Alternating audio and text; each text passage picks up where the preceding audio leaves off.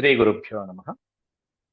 వ్యాస విరచిత శ్రీమన్ మహాభారతంలో సభాపర్వంలో నేడు మనం 46వ అధ్యాయం చెప్పుకుంటున్నాం. ఇందులో భీష్మ పితామహుడు ధర్మరాజుకి శ్రీకృష్ణ పరమాత్ముడి యొక్క ఔన్నత్యాన్ని చెప్తూ దశావతారాల యొక్క ఘట్టాల్ని నిన్నటి రోజున ప్రారంభించాడు. అందులో నిన్నటి పాఠంలో మనం ఆదివరాహ స్వామి యజ్ఞవరాహ రూపంగా ఎలా అవతరించాడు అనేటువంటిది మనం చెప్పుకున్నాం. నేడు మనం చెప్పుకోబోయేది హిరణ్యకశిపుని యొక్క వృత్తాంతం. నరసింహస్వామి అవతారంలో హిరణ్యకశిపుణ్ణి ఎలా సంహరించారు అనేటువంటిది భీష్ముడు ఈ 46వ అధ్యాయంలో సవివరంగా వివరిస్తున్నాడు. ముందుగా దైవస్మరణ చేసుకుని ఈ శ్లోక ప్రవచనాలు ప్రారంభించుకుందాం. ఓ శుక్లాంబరధరం విష్ణుం శశివర్ణం చతుర్భుజం ప్రసన్నవదనం ధ్యాయేత్ సర్వవిఘ్నోపశాంతయే వ్యాసం వసిష్ఠనప్తారం శక్తేః పౌత్రమకల్మషం పరాశరాత్మజం వందే సుఖతాతం తపోనిధిం వ్యాసాయ విష్ణురూపాయ వ్యాసరూపాయ విష్ణవే నమో వై బ్రహ్మనిధయే వాసిష్ఠాయ నమో నమః. నారాయణం నమస్కృత్య నరం చైవ నరోత్తమం దేవీం సరస్వతీం వ్యాసం తతో జయముదీరయేత్. సభాపర్వం, అందులోనూ 46వ అధ్యాయం.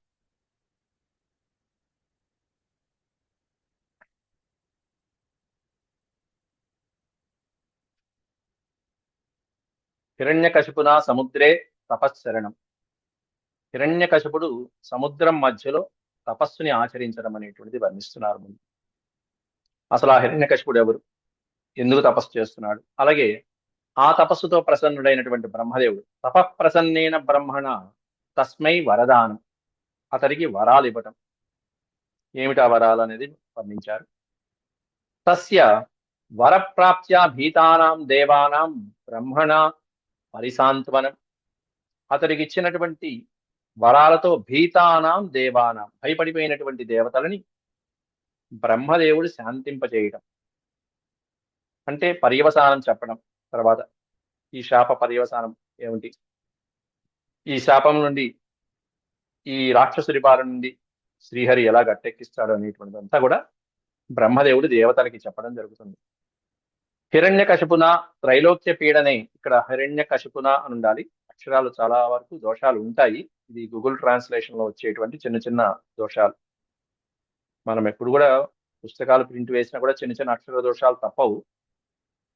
కాబట్టి మనం వాటిని జాగ్రత్తగా చూసుకుని చదువుకుంటూ ఉండాలి. ఉన్న వాటిలో మనం మంచిది తీసుకుని ఆ కాపీని మనం వాడుతున్నాం ఇక్కడ. కాబట్టి చిన్న చిన్నవి ఏమన్నా అక్షర దోషాలు మీకు అనిపించినటువంటివి నాకు తెలిసినంత వరకు నేను చెప్తున్నాను. అట్లాంటివి ఒకవేళ తెలియక ఏదైనా పొరపాటు జరిగినా కూడా మనం యదక్షర పద భ్రష్టం అనుకోవడం తప్ప మనం చేయగలిగింది లేదు. ఎందుకంటే ఇది అక్షర శ్లోకాత్మకమైనటువంటి గ్రంథం. భగవంతుడు యొక్క ఆశీర్వాదంతోనే మనం చెప్పుకుంటూ ఉంటాము. కాబట్టి ఆ భగవంతుడి ఈ అక్షర దోషాలని సవరించుకుంటూ వెళ్తూ ఉంటారు ఆయన ప్రయత్నంతోనే. హిరణ్యకశిపున త్రైలోక్య పీడనే ఆత్మానం శరణం గతానాం దేవానాం శ్రీహరిణా భయప్రదానం. అభయప్రదానం, ఇక్కడ అభయప్రదానం, అభయప్రదానం. శ్రీహరి దేవతలందరికీ కూడా అభయం ఇవ్వడం జరుగుతుంది. ఆయన శ్రీ మహావిష్ణువు నృసింహ రూపిణ హరిణ హిరణ్యకశిపు హననం, హిరణ్యకశిపుని యొక్క హననం, వధ చేయటం, నృసింహావతారంలో వచ్చి శ్రీ హిరణ్యకశిపుడిని సంహరించడం జరుగుతుంది. అవన్నీ కూడా ఈ అధ్యాయంలో భీష్ముడు నరసింహావతార ఘట్టాన్ని చెప్తున్నాడు. శ్రీ భీష్మ ఉవాచ. రాజసూయ సభలో రాజులందరూ ఉండగా శ్రీకృష్ణ పరమాత్ముణ్ణి అగ్రపీఠం మీద కూర్చోబెట్టి ఆయనకి అగ్రతాంబూలం ఇస్తూ ఉండగా, అక్కడ మధ్యలో సభలోంచి లేచినటువంటి శిశుబాలుడు ఆక్షేపిస్తూ ఉండగా అతన్ని సమాధానపరిచి శ్రీకృష్ణుడి యొక్క ఔన్నత్యాన్ని ప్రశంసిస్తున్నారు భీష్ముల వారు. ఆ సందర్భంలో చెప్తున్నటువంటి ఆఖ్యానం. దైత్యేంద్రో బలవాన్ రాజన్ సురారిర్బలగర్వితః హిరణ్యకశపుర్నామ ఆసీత్ త్రైలోక్యకంటకః దైత్యేంద్రః, దైత్యులకి రాజు. దైత్య దానవులు ఎవరైతే ఉన్నారో దితి కుమారులు దైత్యులు, అదితి కుమారులు ఆదిత్యులు. దైత్యేంద్రో బలవాన్, ఆ దైత్యేంద్రులో బలవంతుడైనటువంటి వాడు. సురారిహి, దేవతలకి శత్రువు కంటకుల్లాగా ఉండేటువంటి వాడు. బలగర్వితుడైనటువంటి వాడు, బలంతో గర్వంతో బలమున్నదనే అహంకారం ప్రదర్శించేటువంటి వాడు. త్రైలోక్య కంటక అన్నారు. కంటకము అంటే ముళ్ళు లాంటిది. త్రైలోక్య కంటక అంటే ముల్లోకాలకి కూడా కష్టాలని కలిగించేవాడు, ఆపదల్ని కలిగించేటువంటి కంటకం లాంటి వాడు ఎవరయ్యా అంటే హిరణ్యకశపుర్నామ ఆసీత్. హిరణ్యకశపుడు అనేటువంటి వాడు ఉన్నాడయ్యా ధర్మరాజా అంటూ భీష్ముడు మొదలు పెడుతున్నాడు. ఈ హిరణ్యకశపుడు పైన ఆయన యొక్క హిరణ్యకశపుడు యొక్క బిరుదులు ఏమిటో చెప్పేశాడు.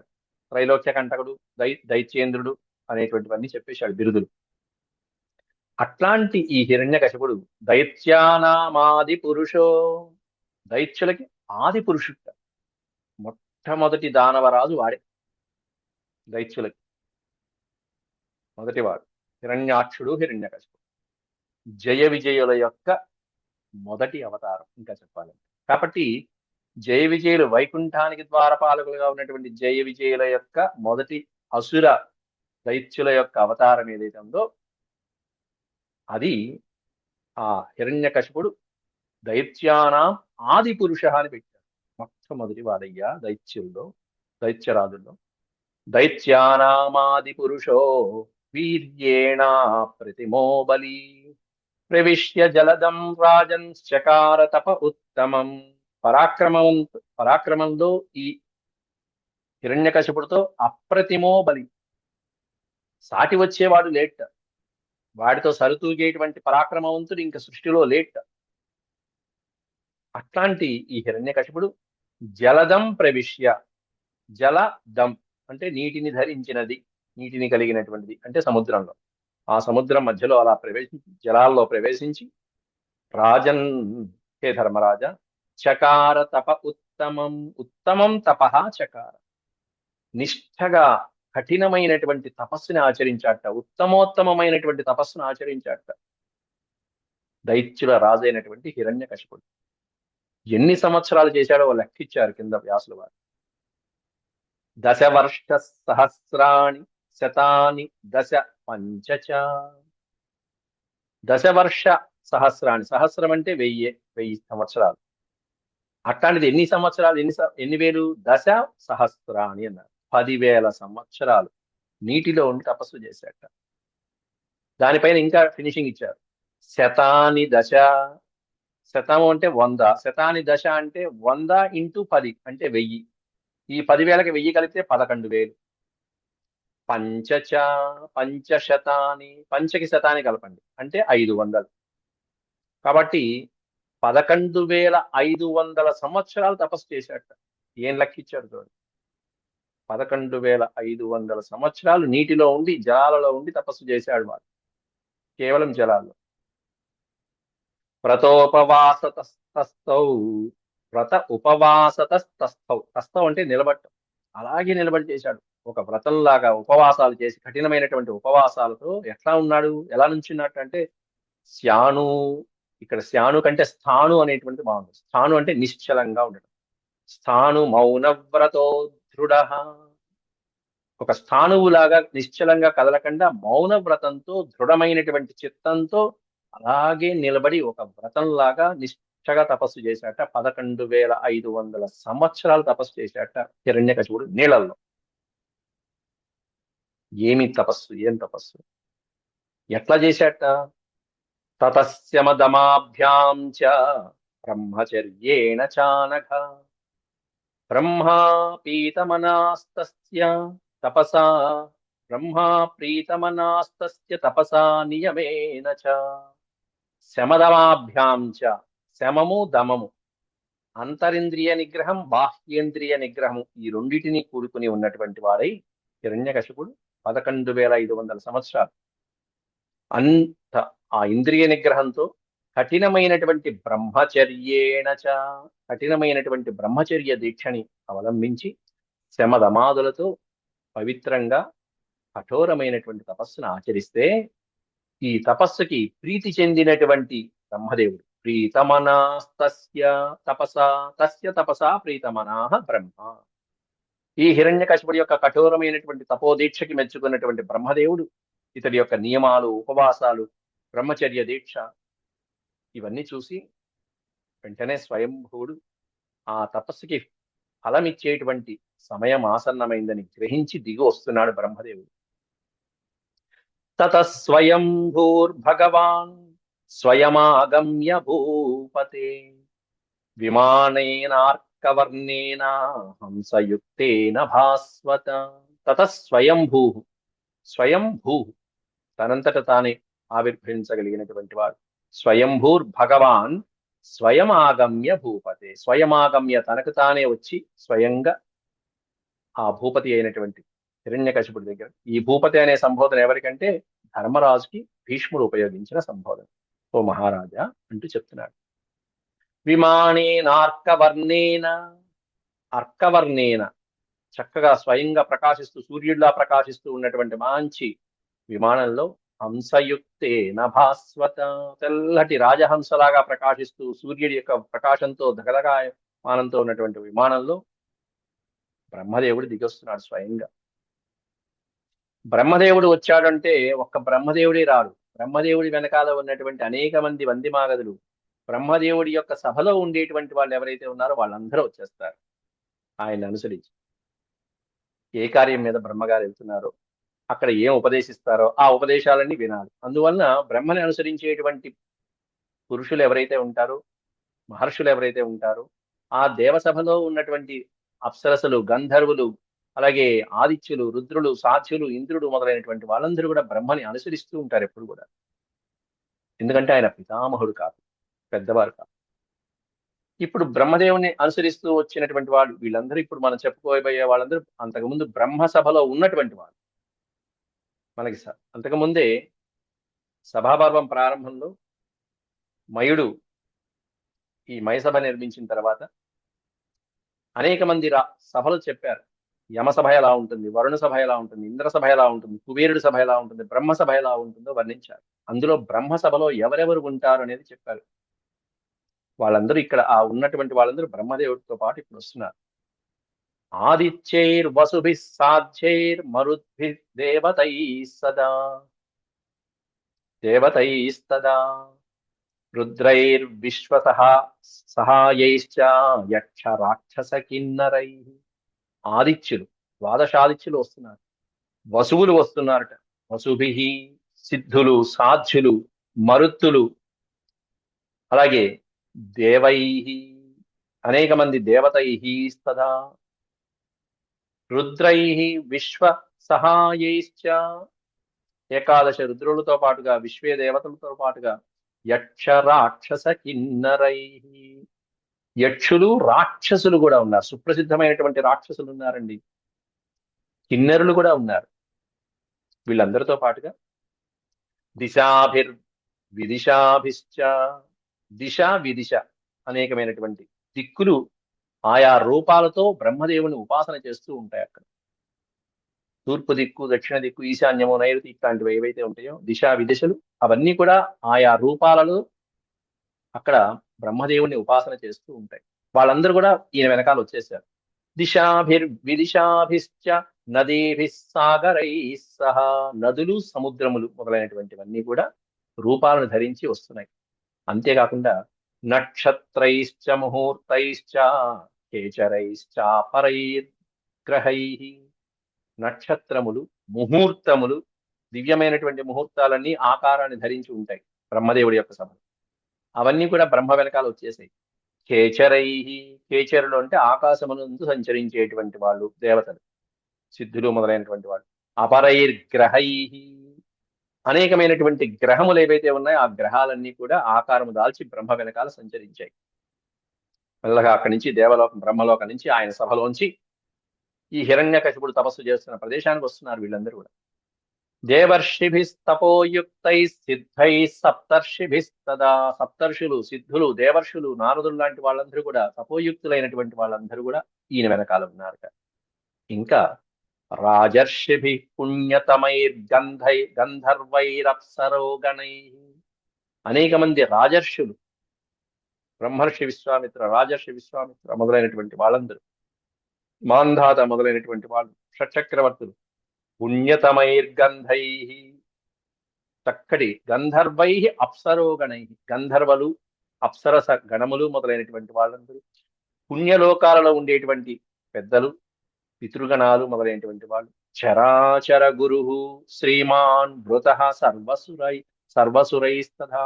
చరాచర గురు, చర అచర గురువులైనటువంటి వాళ్ళు, పెద్దలైనటువంటి వాళ్ళు, బృహస్పతి మొదలైనటువంటి వాళ్ళు, వీళ్ళందరితో పాటుగా వృత కూడుకుని ఉన్నటువంటి, వీళ్ళందరితో కూడుకుని సర్వసురై తదా తథా సర్వసురై, సమస్తమైనటువంటి దేవతలతో కూడుకుని ఉన్నటువంటి బ్రహ్మదేవుడు బ్రహ్మ విదాం శ్రేష్ఠో దైత్యమాగమ్య చాబ్రవీత్. బ్రహ్మవిదాం శ్రేష్ఠ, బ్రహ్మవిదాం అంటే బ్రహ్మవేత్తలు ఎవరైతే ఉంటారో వాళ్ళలో శ్రేష్టమైనటువంటి ఆ బ్రహ్మదేవుడు దైత్యమాగమ్య చాబ్రవీత్, చివరికి అక్కడి నుంచి బ్రహ్మలోకం నుంచి సమస్తమైనటువంటి దేవతలతో పాటుగా ఎక్కడికి వచ్చాయంటే ఒక దైత్యుడి దగ్గరికి వచ్చాడు. దైత్యమాగమ్య, రాక్షసరాజు అయినటువంటి హిరణ్యకశిపుడి దగ్గరికి వచ్చి అబ్రవీత్, ఈ విధంగా అంటున్నాడు. ఏమంటున్నాడు బ్రహ్మదేవుడు అనేది చెప్తున్నారు తర్వాత శ్లోకం. ప్రీతోస్మి తవ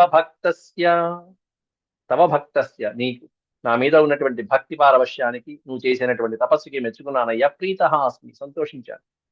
ప్రీతోస్మి తవ భక్తస్య తపసా నేన సువ్రత. హే సువ్రత, అంటే వ్రతమును చక్కగా ఆచరించినటువంటి ఓ హిరణ్యాక్షుడా, అనేన తపస, నువ్వు చేసినటువంటి ఈ తపస్సుతో భక్తికి, నీ భక్తికి సంతోషించానయ్యా. కాబట్టి వరం కోరుకో, ఇచ్చేస్తా, రెడీ. వరం వరయ భద్రం తే యథేష్టం కామమాప్నుహి. యథేష్టం కామమాప్ను, నీ ఇష్టం వచ్చినటువంటి, ఇష్టమైనటువంటి కోరికను కోరుకోవయ్యా. నువ్వు కోరికని పొందడానికి అర్హుడైనటువంటి వాడు, నువ్వు అనుకున్న కోరికని నువ్వు పొందుతావు, కోరుకో, వరం కోరు అని చెప్పి బ్రహ్మదేవుడు గ్రీన్ సిగ్నల్ ఇవ్వగానే ఇక కోరుకున్నాడు హిరణ్యకశిపుడు. ఇంకేమైనా పెద్ద లిస్టు, ఓ చిట్టా విప్పాడు. మరణం లేకుండా అని కోరుకోలేదు, ఎందుకంటే వెంటనే బ్రహ్మదేవుడు ఏం క్వశ్చన్ వేస్తారో, ఏం ఆన్సర్ ఇస్తారో తెలుసు. మరణం ఎవరికైనా ఉంటుందయ్యా, కాబట్టి వేరే ఆప్షన్, వేరే ఆప్షన్, వేరే ఆప్షన్ అంటాడు. కాబట్టి హిరణ్యకశిపుడే ఒక లిస్ట్ ఇచ్చేశాడు. ఏమిటి ఆ లిస్ట్ అంటే, ఫలానా వాళ్ళ ద్వారా మరణం ఉండదు, ఫలానా చోట మరణం ఉండదు, ఇట్లాంటి వాటి వల్ల మరణం ఉండదు అని చెప్పి ఒక లిస్ట్ ఇచ్చేశాడు. ఆ లిస్ట్ ఏమిటి అనేటువంటిది వరుసగా ఇప్పుడు ఒక 6-7 శ్లోకాల్లో చెప్తున్నారు వ్యాసుల వారు. హిరణ్యకశిపుడు ఇచ్చినటువంటి వరం, ఆ కోరుకున్నటువంటి వరం ఎట్లాంటిది, వీళ్ళ ద్వారా ఫలానా ప్రదేశంలో, ఫలానా చోట, ఫలానా రోజు ఇట్లాంటిది నాకు మరణం ఉండకూడదు అన్నాడు. అంటే కొన్ని ఎగ్జామ్షన్స్, లిమిటేషన్స్ మాత్రమే పెట్టుకున్నాడు, కొన్నిటిని వదిలేశాడు, మర్చిపోయాడు. ఈ చదువుతున్నంతసేపు బ్రహ్మగారి మైండ్ లో ఏముంటుంది, ఓహో ఇది వద్దన్నాడు, ఇది వద్దన్నాడు, ఇది వద్దన్నాడు, ఇది. కాబట్టి మిగిలినవి ఏమున్నాయో బ్రహ్మగారు అది మాత్రమే తీసుకుంటాడు. మన ఎక్సెల్ షీట్ లో మొత్తం అంతా ఒక 100 పేర్లు ఉంటే, ఆ 100 పేర్లలో ఫలానా పేర్లు చెప్పగానే టక్మని ఒక చోట సెలెక్ట్ అయిపోతూ ఉంటుంది. అట్టా ఓ 10 పేర్లు, 20 పేర్లు సెలెక్ట్ చేసామంటే మిగతావి ఏవైతే ఉంటాయో అవి హైలైట్ అవుతూ ఉంటాయి. బ్రహ్మగారి యొక్క మైండ్ లో కూడా ఈ హిరణ్యకశిపుడు చెప్పినటువంటి లిస్ట్ ఏవైతే ఉన్నాయో అవన్నీ హైలైట్ అయినాయి. రిమైనింగ్ కేసెస్, ఎగ్జామ్షన్స్ ఉన్నాయి చూసారా, అవి చాలా అనుకున్నాడు బ్రహ్మగారు. ఓకే, పర్వాలేదు నాయన, కొన్ని కేసులు అంటే వీడిని చంపడానికి ఇంకా కొన్ని ఎగ్జామ్షన్స్ ఉన్నాయి అని చెప్పి వెంటనే తదాస్తు అన్నాడు. అంతే, ఈ పిచ్చి పెద మర్చిపోయాడు. దేనివల్ల అంటే అహంకారం, అంతే, అహంకారం. హిరణ్యకశిపుడు ఎలా కోరుకున్నాడు, ఎటువంటి వరం కోరుకున్నాడు అనేది చూడండి. ఉన్నాడు. న దేవా న చ గంధర్వా న యక్షోరక రాక్షసా న మానుషా పిశాచాశ్చ హన్యుర్మాం దేవసత్తమ. ఓ దేవసత్తమ, దేవతల్లో ఉత్తముడైనటువంటి వాడు బ్రహ్మదేవుడు. మాం నహన్యు, వీళ్ళు నన్ను చంపకుండా ఉండాలి. మాం నహన్యు, నేను వీళ్ళ చేతిలో మరణం పొందకూడదు. ఎవరి చేతుల్లో, దేవాహ న హన్యు, దేవతలు నన్ను చంపలేరు, అట్లాంటి వరం ఇవ్వాలి. నా దేవాహ నచ గంధర్వ, గంధర్వులు, దేవతలు, యక్షులు, రాక్షసులు, ఉరగములు, ఉరగము అంటే సర్పములు, నా మానుషాహ, మానవులు కూడా. రావణాసుడికి ఇదిగో ఇదొక్కటే ఎగ్జామ్షన్, రావణాసుడు ఇచ్చిన కేసు. మానవులు, వానరులు మొదలైనటువంటి వాళ్ళని వాడు వదిలేసుకున్నాడు రావణాసుడు. వీడు మానవులు కూడా పట్టుకున్నాడు, ఆ భయముడు. కాబట్టి నమానుషా పిశాచాశ్చ హన్యుర్మాం దేవసత్తమా. పిశాచములు, మానవులు, దేవతలు, గంధర్వులు, యక్షులు, ఉరగములు, రాక్షసులు వీళ్ళ వల్ల నాకు మరణం రాదు. అంతేకాకుండా ఋషుల నుంచి కూడా ఋషయో వా నమాం శాపై క్రుద్ధాలోక పితామహ శపేయుస్తపసాయుక్త వర ఏష వృతో మయా. అంతేకాకుండా ఋషులు వాళ్ళ యొక్క తపశ్శక్తులతో నా పైన కోపించి ఎటువంటి శాపాలు పెట్టకూడదు. ఇదో ఎగ్జాంపుల్ మళ్ళీ. ఋషయ నమాం శాపై క్రుద్ధ, నా మీద కోపంతో అనేకమైనటువంటి శాపాలతో నన్ను శపించకూడదు. ఏషవృతో మయా అని నేను కోరుకుంటున్నానయ్యా. అంతేకాకుండా నా శస్త్రేణ నాస్త్రేణ, శస్త్రేణ అస్త్రేణ శస్త్రాస్త్రములు, నచ శస్త్రేణ నాస్త్రేణ గిరినా పాదపేన చ, న శుష్కేణ నార్ద్రేణ నార్ద్రేణ స్యాన్నవా అన్యేన మే వదః. అస్త్రశస్త్రాలతో గాని, గిరి అంటే కొండల వలన గాని, చెట్ల వలన గాని, పాదపము అంటే వృక్షము, మహావృక్షముల వల్ల గాని, పాదపముల ఈ చెట్ల గిరుల వల్ల గాని. చూడండి వాడు ఎంత జాగ్రత్త పడుతున్నాడు. చెట్లు ఏం చేస్తాయి? చంపేస్తాయి ఏమన్నా? అది కూడా ఒకసారి. కాబట్టి అంత జాగ్రత్త పడుతున్నాడు. గిరినా పాదపేనచ న శుష్కేణ నార్ద్రేణ, శుష్కం అంటే ఎండిపోయినటువంటి దాని వలన గాని, ఆర్ద్రము అంటే తడి వలన దాని వలన, నీరు ఎండ, ఈ రెండింటి నుంచి కూడా పొందుకున్నాడు. నచ శుష్కేణ నార్ద్రేణ స్యాన్నవాన్ అన్యేన మే వదః. అన్యేన ఇట్లాంటి వాటి మిగతావి ఏవైతే ఉన్నాయో వాటి వలన కూడా నాకు మరణం సంభవించకూడదు. పైగా నాకాశే నాథ భూమౌ వా రాత్రౌ వా దివసేపి వా, ఆకాశంలో సంభవించకూడదు, భూమి మీద సంభవించకూడదు నా మరణం. ఆకాశంలో కానీ భూమి మీద కానీ. వీడు ఎంత లాజిక్గా అడిగాడు చూడండి. బ్రహ్మగారు కూడా అంత లాజిక్గా ఆలోచించుకుని ఎగ్జామ్షన్స్ అన్ని చూసుకున్నాడు. ఏవో ఆప్షన్స్ సరిపోయినాయి. ఆకాశము కాదు, భూమి కాదు, నరసింహస్వామి ఒళ్ళో చంపుతాడు చక్కగా. అలాగే రాత్రింవా దివ అన్నాడు ఇక్కడ. రాత్రి గాని పగలు గాని మరణం అనేది రాకూడదు. చాలు, సంజాతమైన చాలు కదా వాడికి. రాత్రౌవా దివసేపి వా. అంతేకాకుండా నాంతర్వా న బహిర్వాపి, అంతర్వా న బహి, లోపల కాదు బయట కాదు, గుమ్మం మీద వస్తాడు, మధ్యలో గుమ్మం మీద మధ్యలో ఉండేది. నా అంతర్వా న బహిర్వాపి, లోపల మరణం రాకూడదు, బయట మరణం రాకూడదు. స్యాద్వధో మే పితామహ, సో పితామహ. కాబట్టి నా మరణం అనేది ఆకాశంలో కానీ, భూమి మీద కానీ, రాత్రి కానీ, పగలు కానీ, లోపల కానీ, బయట కానీ నా మరణం సంభవించకూడదు. పైగా ఇంకా జాగ్రత్త పడ్డాడు. పశుభిర్వా మృగైర్ నస్యాత్ పక్షిభిర్వా సరీసృపై. పశువులు, పశుపక్షాదులు, మృగములు, అలాగే పక్షిభిర్వా పక్షుల వలన కానీ, సరీసృపములు ఉన్నాయి కొన్ని, వాటి వల్ల కూడా నాకు ఎటువంటి అపకారము కలగదు. ఇట్లాంటి వరం నాకు దదాసి చేద్వరానేతం దేవదేవ వృణోమ్యహం. ఓ దేవదేవ, ఓ మహాదేవ, బ్రహ్మదేవ, నాకు గనక వరం ఇచ్చేటైతే ఇదిగో ఇట్లాంటి వరం ఇస్తున్నాను. దదాసి చేత్ వరం, నాకు ఇవ్వాలనుకుంది ఇదిగో ఇట్లాంటి వరాన్ని నేను కోరుకుంటున్నాను. వృణోమ్యహం, అహం వృణోమి, ఈ వరాన్ని నేను కోరుకుంటున్నాను ఆయన. భేష్రా అబ్బాయి, చాలా బాగా కోరుకున్నావు, అసలు అద్భుతంగా ఉంది నీ వరం. దాదాపుగా ఎట్లా కోరుకున్నావు అంటే నాకు మరణం లేదు కదా అన్నట్టుగా కోరుకున్నావు. ఇట్లాంటి వరం ఇంకెవరు కోరుకోలేదు అని చెప్పి ముందు వాడిని పొగడాలి. ఆ పొగడతల్లో వాడిని పడేయాలి. బ్రహ్మగారికి చాలా లాజిక్లు తెలుసు. వీడికి చాలా వరకు సగానికి సగం వదిలేశాడు ఇంకా క్వశ్చన్ పేపర్లు. కాబట్టి అవన్నీ చాలు, ఈ ఎగ్జామ్షన్స్ చాలు కదా శ్రీహరికి. వీడిని చంపడానికి శ్రీహరికి మిగతా ఆప్షన్స్ చాలు కదా. ఆయనకుండేవి ఎన్నో ఉంటాయి. బ్రహ్మగారు ఏమంటున్నారు? ఏతే వరాస్తాత మయా దత్తాస్తవాద్భుతా. ఏం అద్భుతమైన వరం కోరుకున్నావయ్యా. ఇంతవరకు ఇట్లాంటి వరం ఎవరు కోరుకోరు. ఏతే దివ్యావరాహ, నువ్వు కోరుకున్నటువంటి ఈ వరాలన్నీ, ఒక వరం కోరుకోమంటే చాలా కోరుకున్నాడు, అయినా సరే అంత కఠోరమైన తపస్సు చేశావు కాబట్టి నీకు ఇచ్చేసిన పో అన్నాడు. ఏతే దివ్యావరాస్తాత, తాత అంటే నాయన, ఇట్లాంటి దివ్యమైనటువంటి వరాలు మయా దత్తాస్తవాద్భుతా, తవ నీకు ఈ అద్భుతమైనటువంటి వరాల్ని నా చేత ఇవ్వబడుతున్నది. ఎందుకంటే సర్వకామ వరాంస్తాత ప్రాప్స్యసి త్వమసంశయం. సర్వకామ వరం, నువ్వు కోరుకున్నటువంటి ఈ కోరిక ఏదైతే ఉందో ఆ వరం అంతా కూడా నువ్వు పొందుతావు, ప్రాప్స్యసి నువ్వు పొందుతావు, తప్పకుండా లభిస్తుంది నీకు. దీంట్లో సందేహమే లేదు. త్వం అసంశయం, నిస్సందేహంగా ఈ వరాన్ని నువ్వు పొందుతావు అని చెప్పి అంత కఠోరమైన తపస్సు చేశాడు. బ్రహ్మదేవుని మెప్పించాడు. స్థాణువులాగా 11,500 సంవత్సరాలు తపస్సు చేశాడు నీటిలో. కాబట్టి దేవతలందరితో పాటు వచ్చి మరీ ఇచ్చాడు బ్రహ్మదేవుడు ఈ వరం. ఏవముక్త్వా స భగవాన్ జగామాకాశమేవ హి సరాజ బ్రహ్మలోకేహి బ్రహ్మర్షి గణసేవితః. ఈ విధంగా పలికి స భగవాన్, ఆ బ్రహ్మదేవుడు, జగామ ఆకాశమేవ హి, వెంటనే ఆకాశం నుంచి తన లోకానికి బ్రహ్మలోకానికి వెళ్ళిపోయాడు. హాయిగా మళ్ళీ పద్మంలో కూర్చున్నాడు, డ్యూటీ ఎక్కాడు. ప్రరాజ బ్రహ్మలోకేహి, బ్రహ్మగారు వెళ్ళి బ్రహ్మలోకంలో ప్రరాజ, ప్రరాజ అంటే ప్రకాశించుట అన్నట్టు. ఎట్లా ప్రకాశించాట? బ్రహ్మర్షి గణసేవిత, చక్కగా అందరు దేవతల చేత బ్రహ్మర్షుల చేత సేవించబడుతూ మళ్ళీ ఆయన కమలంలో ఆయన కూర్చున్నాడు. స్థిరోభవ వరదో.